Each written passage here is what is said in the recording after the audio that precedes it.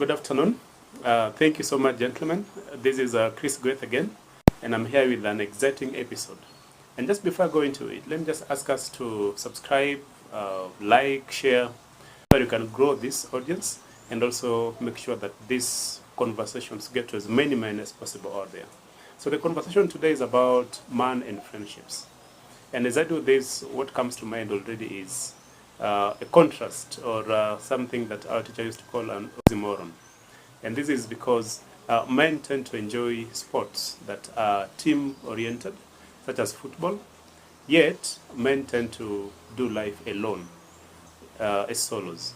And that really doesn't augur well because to begin with, we are humans that are social, that are focused on relating and working together.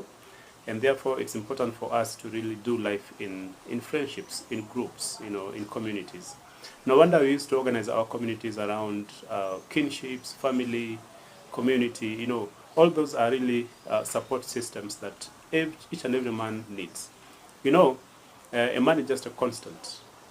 He's just a human, just a man.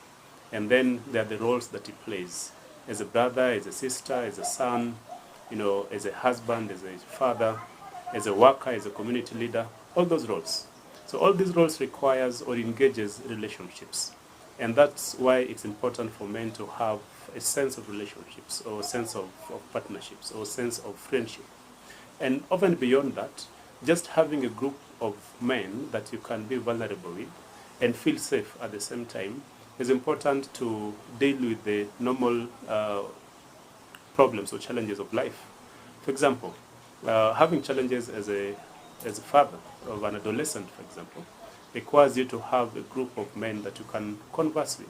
Or having issues around relating with your spouse or your wife, you can have some place or some group of men that are working with you, but when you share these issues, you find that they become a bit lighter.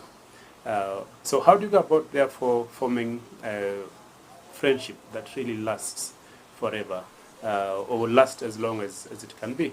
I think number one is that you need to stop forming friendships around activities or seasons.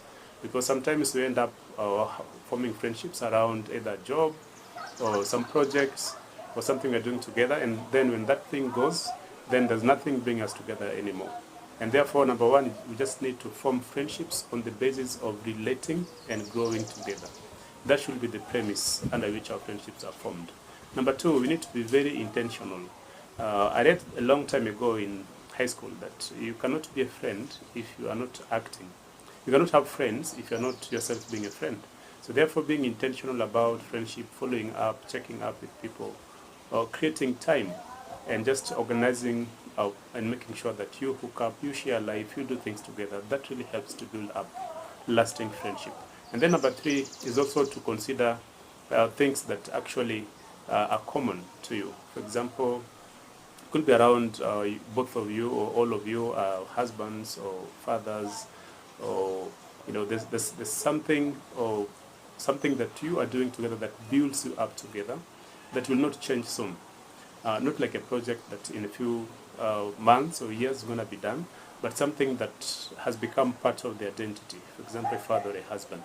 So it's important to follow these criterions. Another thing is also to look into this is the fourth thing, the value system. What do you value? Do you share in convictions? Do you share in sense of what grounds you as a man? That's also very, very important. And then the last one, number 5, is growth platform or growth pattern. Are you also all committed to growth, or just a few that are committed to growth? And what are you doing as far as that growth is concerned? Having these 4 goals or these 4 guidelines, then it's important for us to form these friendships that are lasting. And even as we recognize that men are this month sharing on International Men's Day, it's important that we really consider friendship as a key pursuit for masculinity. That way we may be able to deal with things like stressors, suicide rates, loneliness that is becoming a pandemic, and so many other things that really bedevils masculinity. So let's go ahead and form lasting friendships. Let's follow those guidelines and many more.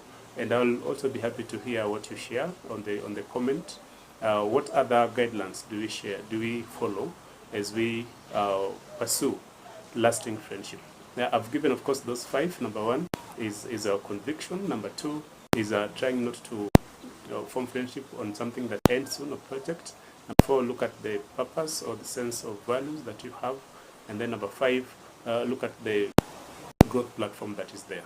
Thank you so much. Like, share, and comment.